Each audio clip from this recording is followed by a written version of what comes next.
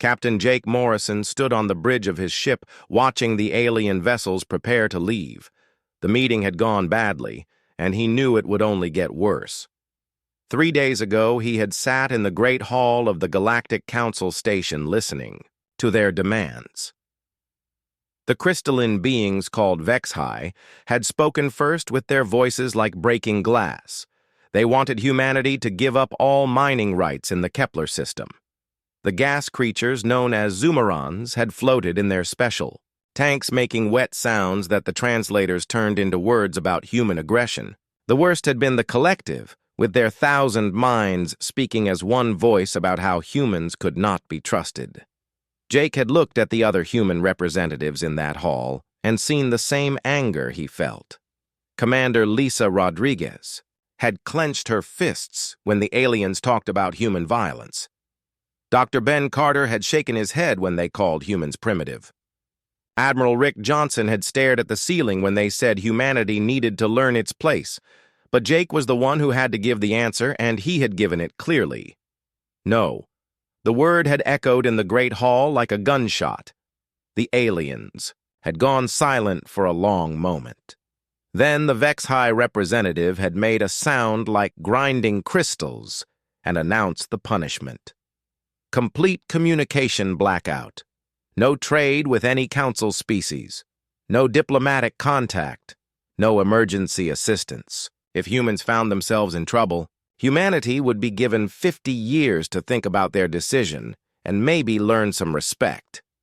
Now Jake watched the last council ship disappear into hyperspace. The aliens had kept their word and cut all contact. Every communication channel went dead. Every trade route closed. Every diplomatic embassy shut down. In the space of a few hours, humanity had gone from being the newest member of galactic civilization to being completely alone. Lisa Rodriguez contacted him from the Earth defense platform Titan. Her voice carried worry but also determination. She reported that all council ships had left human space exactly as promised. The aliens had not left behind any spy satellites or monitoring stations. They had simply packed up and gone home like humans were no longer worth watching. Ben Carter called from his research station on Luna. The old scientist had been studying alien technology for 20 years, and he had always warned that this day might come. The council species were old and set in their ways. They did not like change, and they especially did not like species that refused to follow orders. Humans had been too independent and too quick to question authority. The aliens had probably been looking for an excuse to cut contact. Rick Johnson reported from the Military Command Center in New Geneva.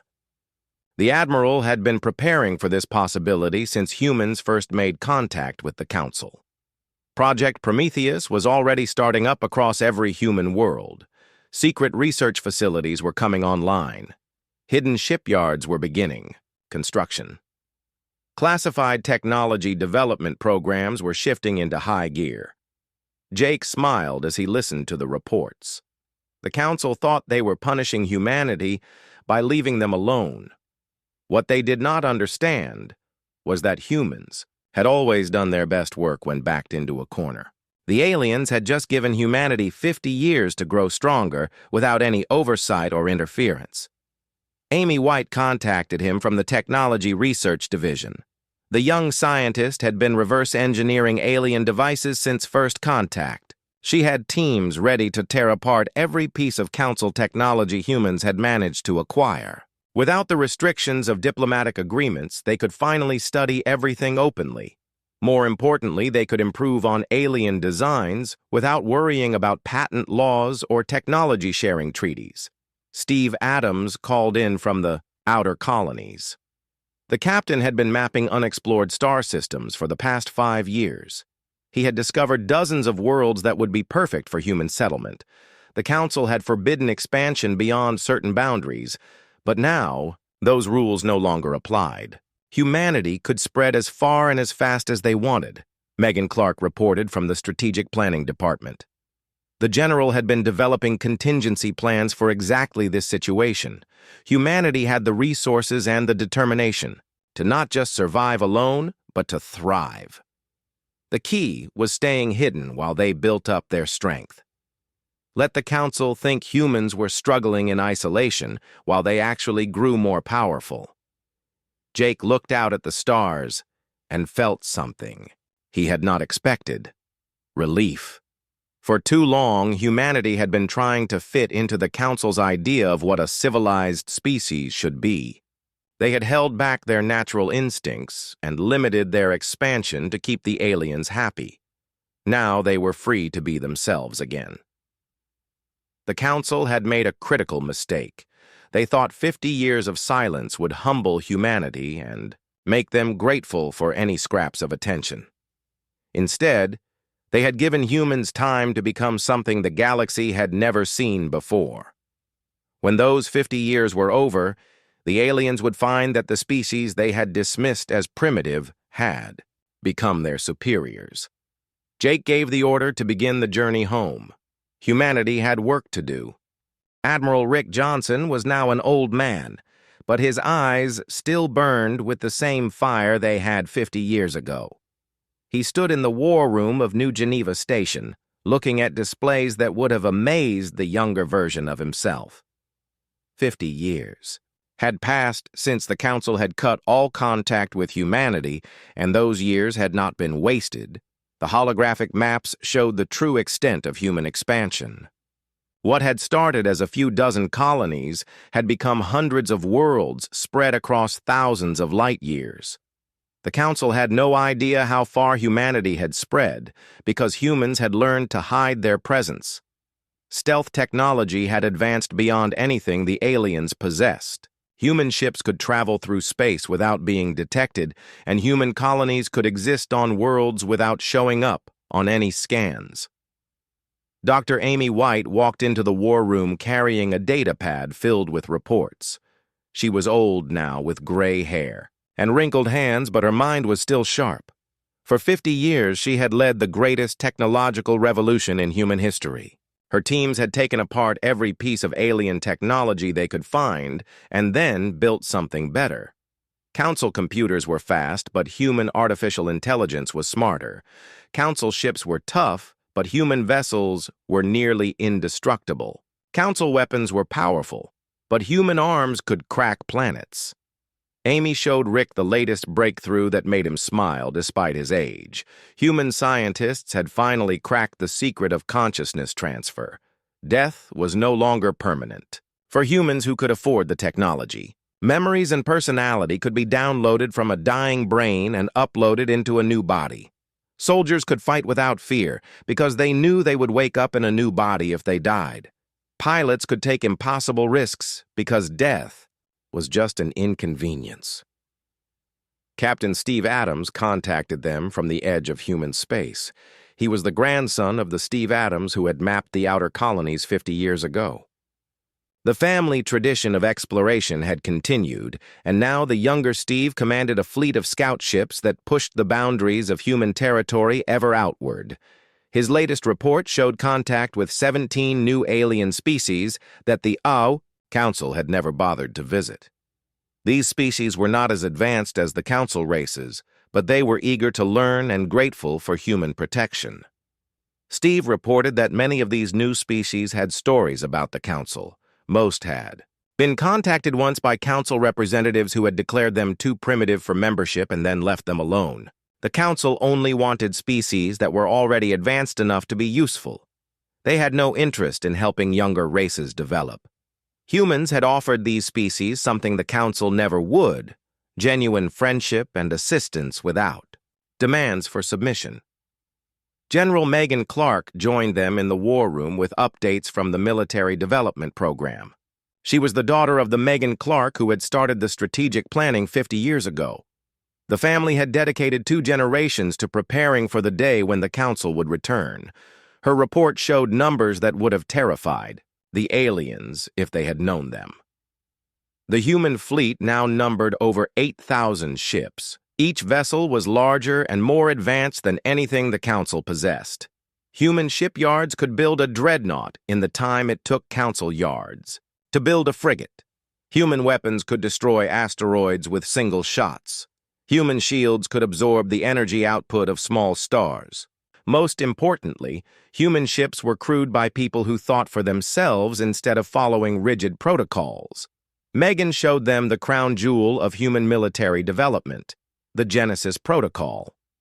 Over the past 50 years, humanity had not just built a fleet, but had created an entirely new form of warfare. Human soldiers could link their minds together while keeping their individual thoughts. They could share information instantly across vast distances. They could coordinate attacks with precision that confused enemies who expected hierarchical command structures. The Genesis Protocol went beyond military applications.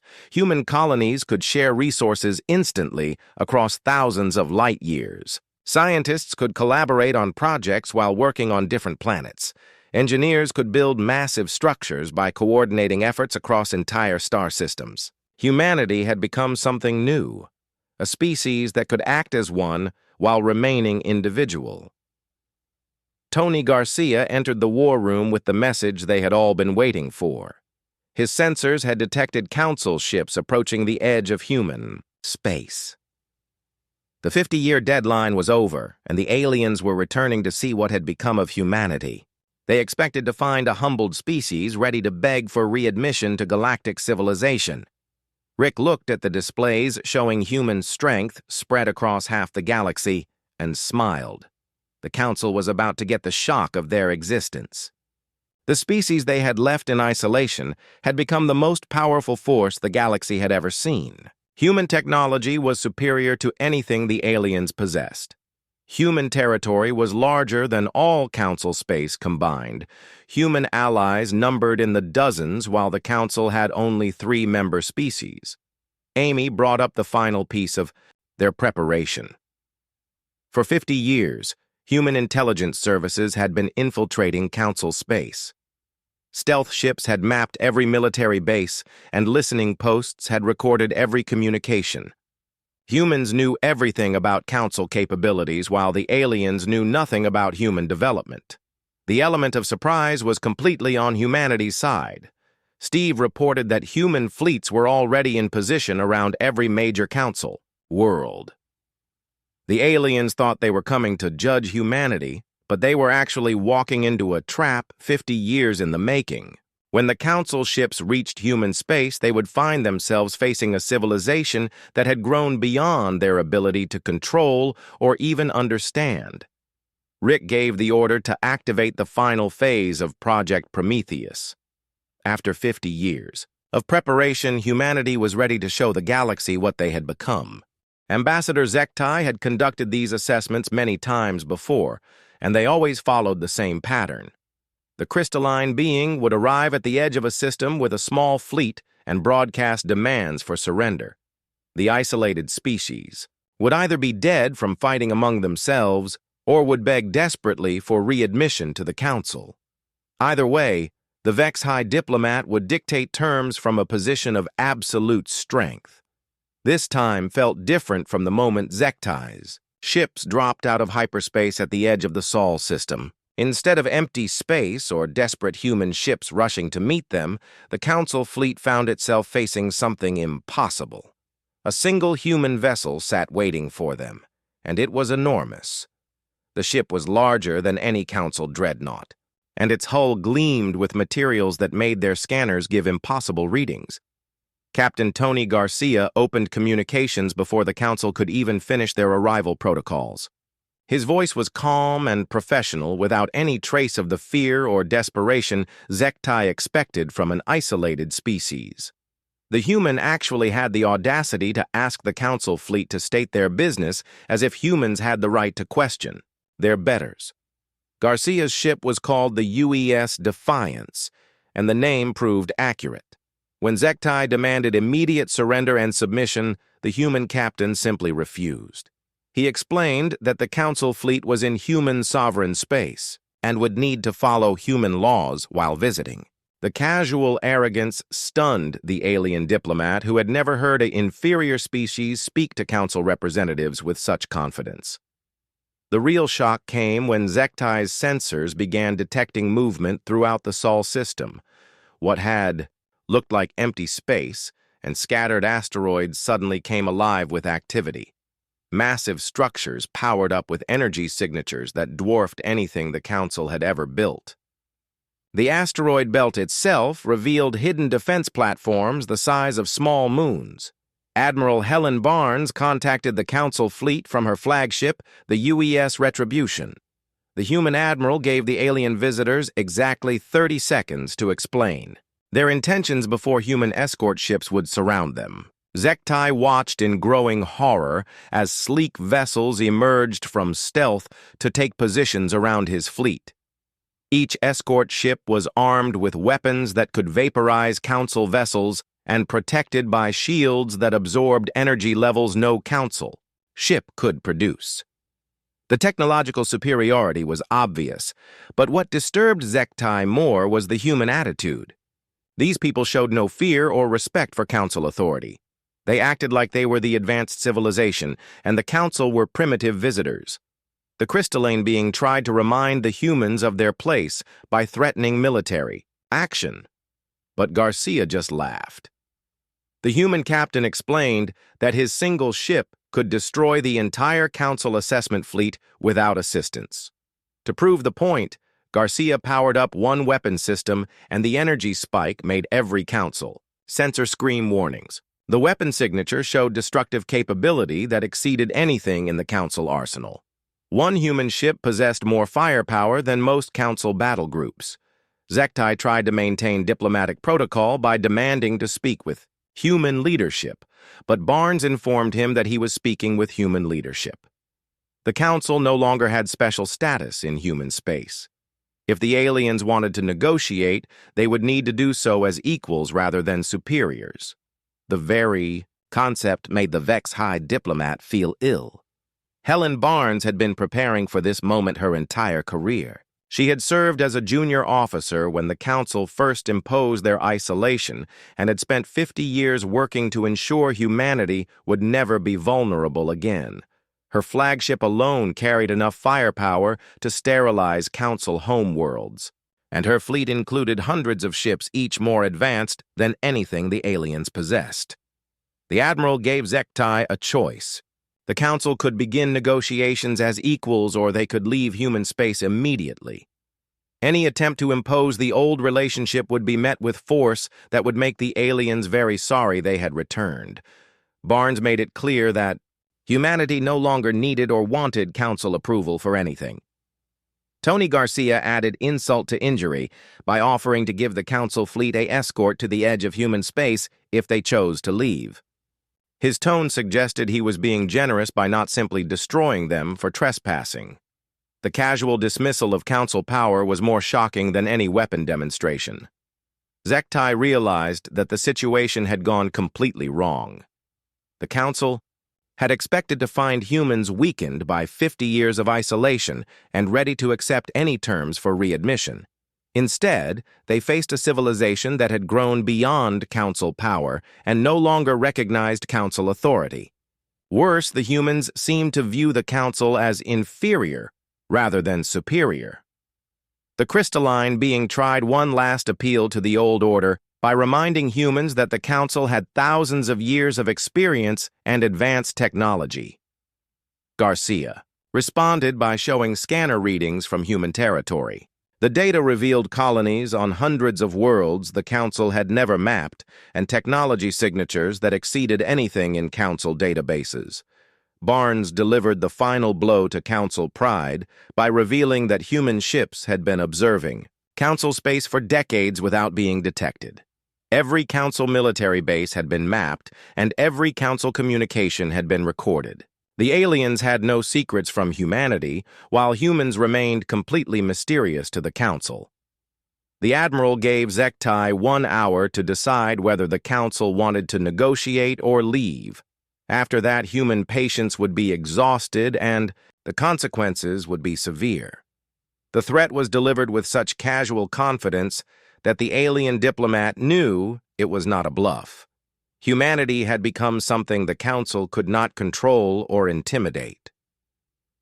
Zektai looked at the scanner readings, showing human superiority, and felt something he had never experienced before.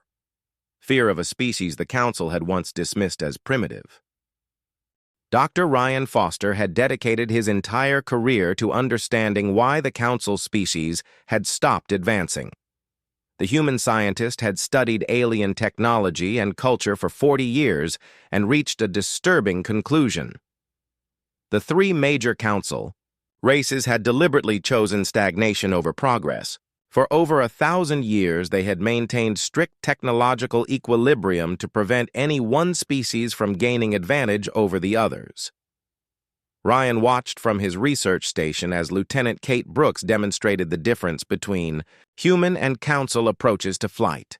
Her fighter performed maneuvers that violated every principle of alien ship design.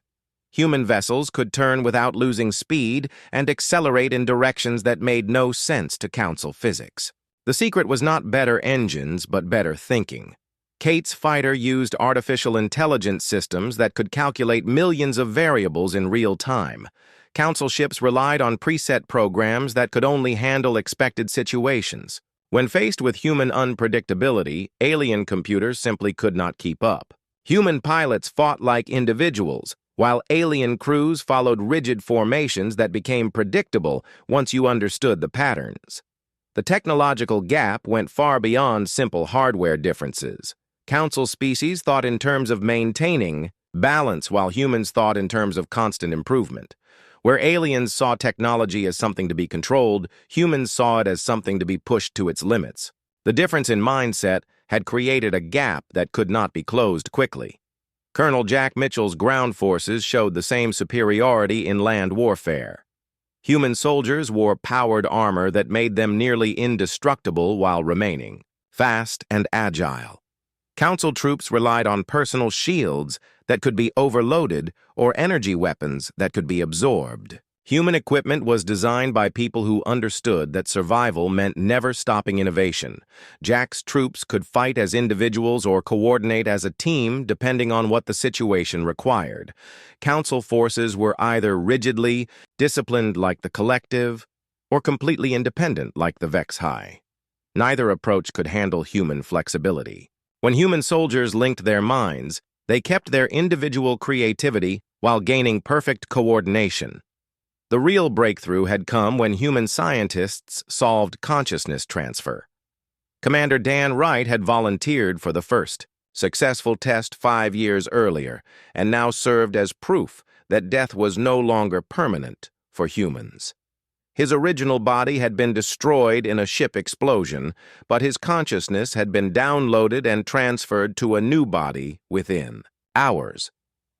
Dan explained to Ryan that consciousness transfer was more than just cheating death. Human soldiers could network their minds across vast distances while maintaining individual thought.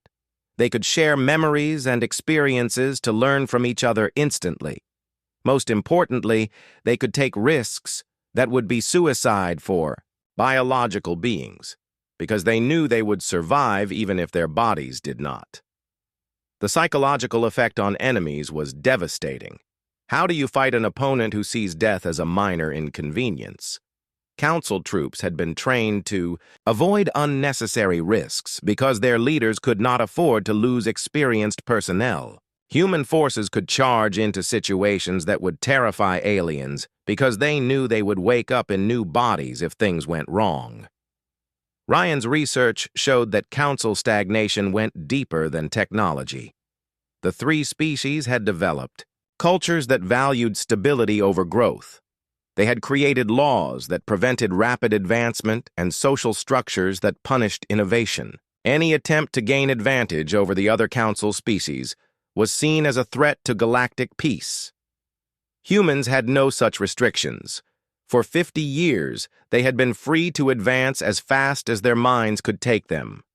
While Council scientists worked within guidelines established centuries ago, human researchers pushed into areas the aliens had declared forbidden. The result was technology that seemed like magic to species that had voluntarily limited themselves. Kate Brooks contacted Ryan from her patrol near the edge of human space. Her squadron had been tracking Council movement, and the aliens were clearly struggling to understand what they faced. Council ships kept trying to scan human vessels, but their sensors could not penetrate human stealth technology. The aliens were fighting blind against an enemy that could see everything. Jack Mitchell reported from the military testing grounds that human weapons had reached power levels that could crack planetary surfaces.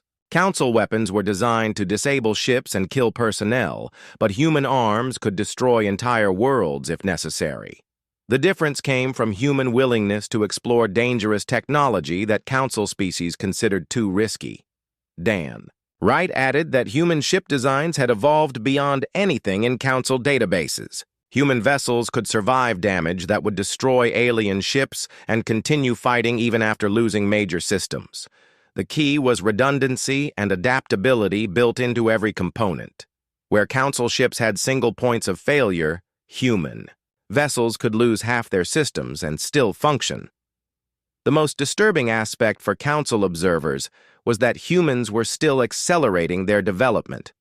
Where alien technology had plateaued centuries ago, human advancement was actually increasing in speed. New breakthroughs happened every month, and each discovery led to new possibilities that had never been considered. Ryan looked at the data showing human technological superiority and realized the Council had made a fatal error. By isolating humanity, they had removed the only factor that might have slowed human development, the need to maintain diplomatic relationships. Without alien oversight, humans had been free to become something the galaxy had never seen. The 50 years of isolation had not humbled humanity or taught them respect for Council authority.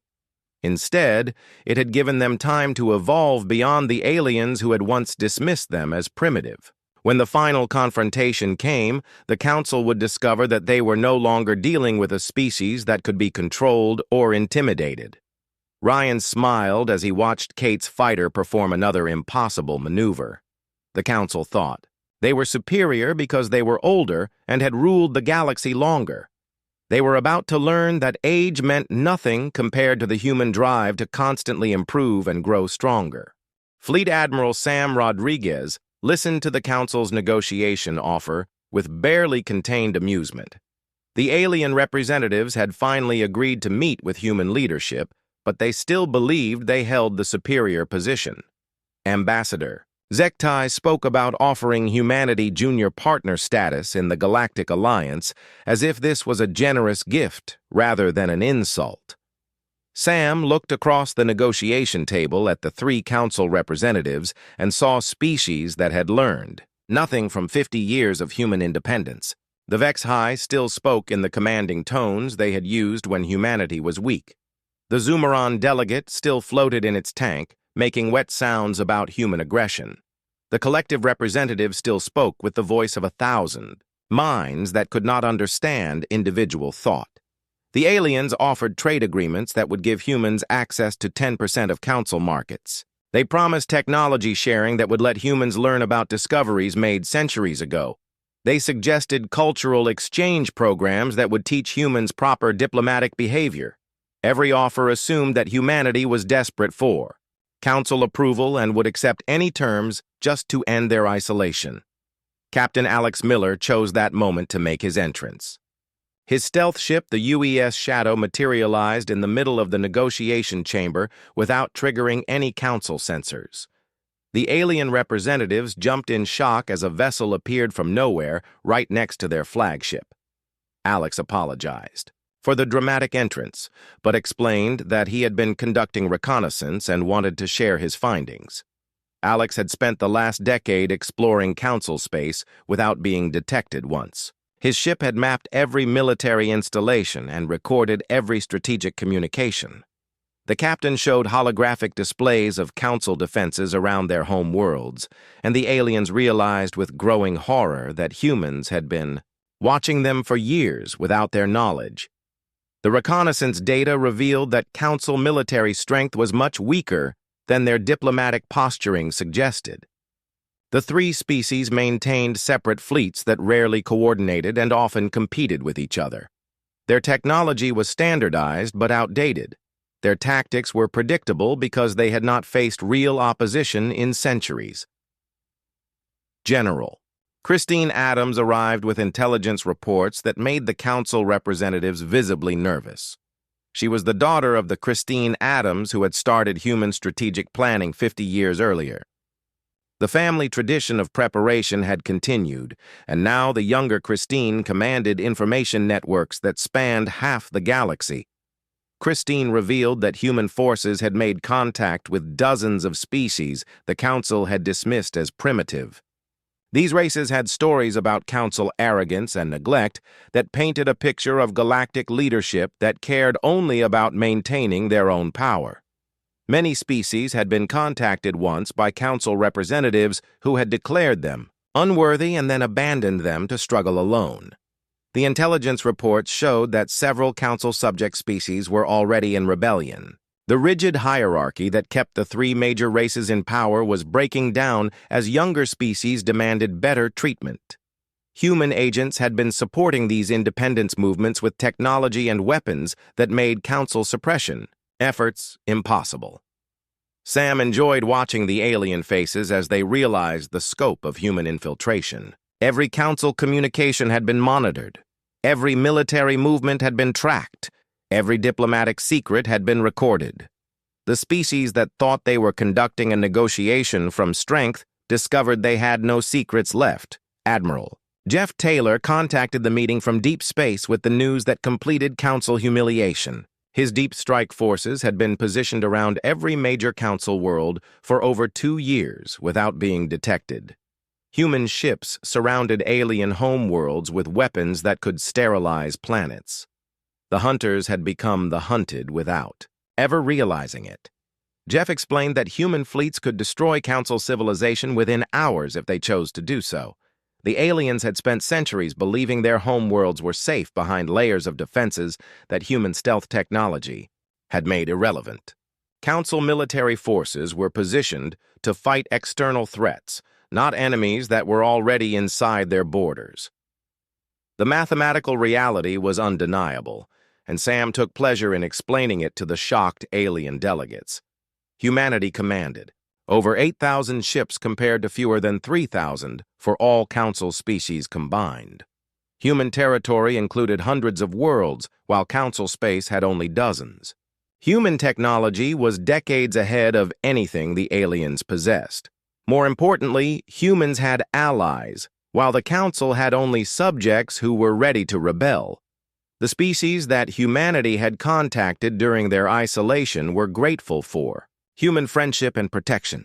They provided resources and information that made human expansion even easier. The Council faced enemies on all sides while humanity grew stronger every day. Christine Adams delivered the final blow to Council pride by revealing the true scope of human development. The Genesis Protocol had created a civilization that could coordinate across thousands of light years instantly. Human colonies shared resources and information in ways that made them effectively one massive organism. The Council species still thought in terms of individual worlds, while humanity had become something entirely new. Sam watched the alien representatives realize that their position was hopeless. They had come expecting to dictate terms to a humbled species, and instead found themselves facing a civilization that had grown beyond their ability to control. The species they had dismissed as primitive now commanded more power than the entire Council combined. The Admiral gave the aliens a choice. That was really no choice at all. They could accept human terms for a new galactic order, or they could face the consequences of continued resistance. The old system where 3 species ruled everyone else was finished. The age of Council dominance was over, and the time of human leadership had begun. Zektai asked what would happen to the Council species under human rule, and Sam smiled. Humans did not want to rule other species the way the Council had ruled humanity. They wanted partners and allies, not subjects and slaves. But those who had oppressed others would answer for their crimes, and those who refused to change would be removed from power. The Council had created their own destruction through 50 years of arrogance and neglect. President Laura Hughes stood before the greatest assembly in galactic history as representatives from over 100 species gathered to witness the birth of a new order. The old council chamber had been demolished and replaced with a structure that reflected human values of equality and cooperation. Instead of 3 elevated thrones overlooking lesser delegates, every species sat at the same level in a great circle. Laura addressed the galaxy from Earth's orbital capital with words that were broadcast on frequencies the Council had thought were secure. Human technology had advanced far beyond alien understanding, and now every world in known space could hear the message that would reshape civilization. The age of the 3 species ruling everyone else was over, and the time of genuine cooperation had begun. The terms humanity offered were simple and non-negotiable. The artificial restrictions on technological development that had kept species primitive were ended immediately. The laws that prevented younger races from advancing beyond certain levels were abolished. The treaties that forced species to share. All discoveries with the Council, while receiving nothing in return, were canceled. Every civilization would be judged by their actions, not their age or assumed superiority. Admiral Mike Davis commanded the enforcement fleets that made sure the new rules were followed. His ships surrounded every former Council world with weapons that could turn planets into dust. The message was clear to anyone who might think about resisting the changes. The old order had fallen, and those who tried to restore it would face consequences beyond their ability to survive. The enforcement was swift and surgical when resistance appeared. Several Vex-High colonies attempted to maintain the old system of ruling over other species. Mike's forces arrived within hours and removed the crystalline beings from power without harming the populations they had oppressed. Similar operations freed dozens of worlds from collective control and Zoomeron domination. Dr. Kim Turner led the new Galactic Development Initiative that began sharing human advances with species ready to grow beyond their limitations. The medicine that could extend any lifespan was offered freely to races that had been denied it under Council rule. Technology that could transform barren worlds into gardens was given to species that needed new homes. Knowledge that opened doors the Council had kept locked for centuries was shared with anyone willing to learn.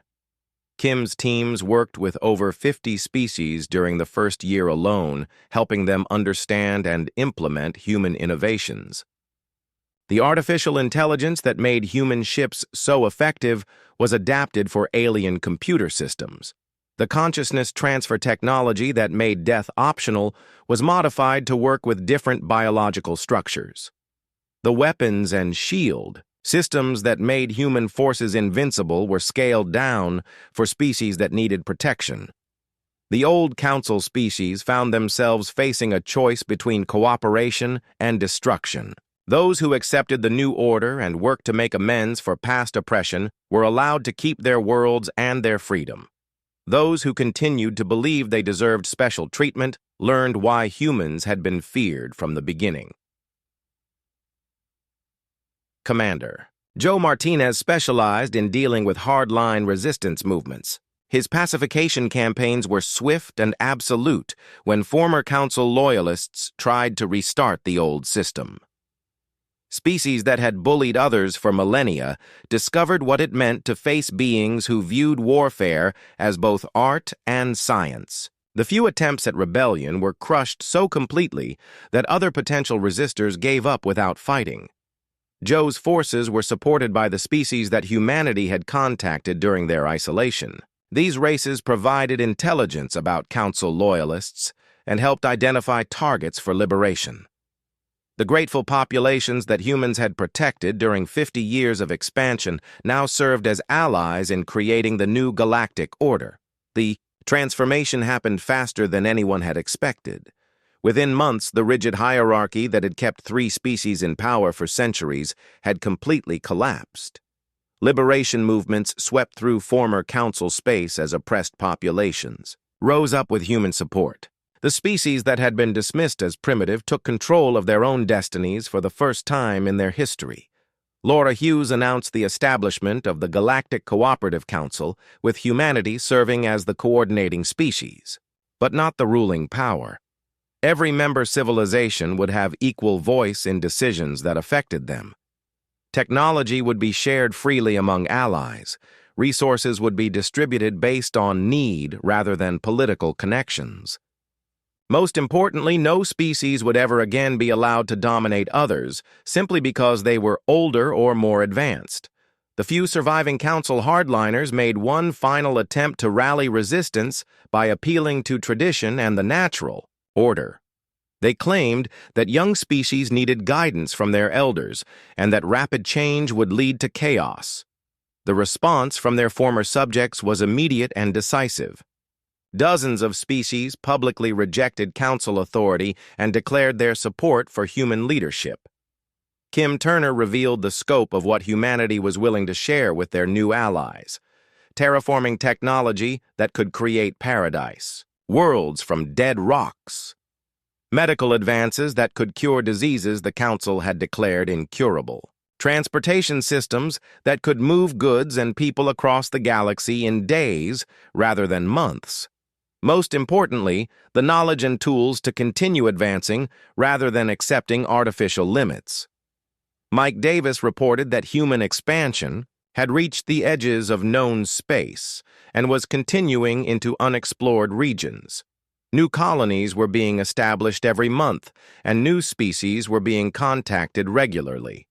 The galaxy was much larger and more diverse than the Council had ever admitted, and humanity was determined to explore all of it. Joe Martinez added that resistance to the new order had virtually disappeared. The species that had supported the old system were learning to live as equals rather than rulers.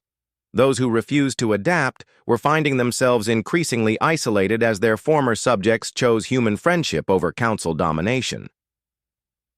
50. Years of silence had cost the Council everything they had built over millennia. They had treated humanity as children who needed discipline and learned too late that they had awakened sleeping giants. The galaxy would never be the same, and the age of human expansion had only just begun. In the end, the Council's greatest mistake was not underestimating human potential, but giving them the motivation to exceed it beyond all reasonable limits.